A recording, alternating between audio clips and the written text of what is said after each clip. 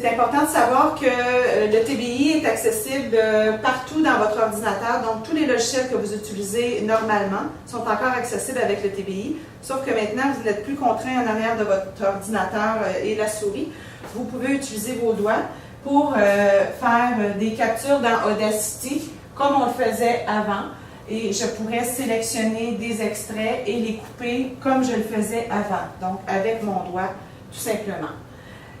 Encore plus que ça, on pourrait aller annoter avec les stylets dans cette capture-ci, démontrer aux élèves que cette section-ci nous permet de mettre la trame en muet ou en solo. Ensuite de ça, on pourrait aller faire des modifications au niveau des haut-parleurs et du microphone. On peut couper ici des extraits qu'on ne peut pas. Et on pourra trouver des effets très intéressants ici, donc les effets d'écho et de vibrato et tous les autres effets qu'on connaît sont disponibles dans cet onglet-là. Donc maintenant, je voudrais garder ça en mémoire. Il s'agit d'en prendre une photo ici et directement dans Notebook, j'ai la capture d'Audacity qui va pouvoir être sauvegardée.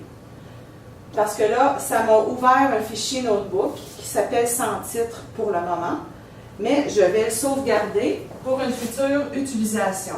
Donc, on sauvegarde comme dans tous les logiciels qu'on connaît, fichier, enregistré sous, et ça ne fera pas des points doc comme les Word, ça va faire des points Notebook. Donc, on peut écrire un autre fichier ici.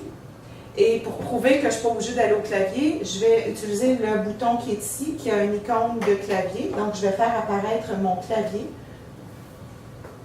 pour aller écrire mon autre fichier. Donc, par défaut, ça devrait être le clavier classique qui apparaît. Je vais juste aller enregistrer ça sur mon bureau d'ordinateur.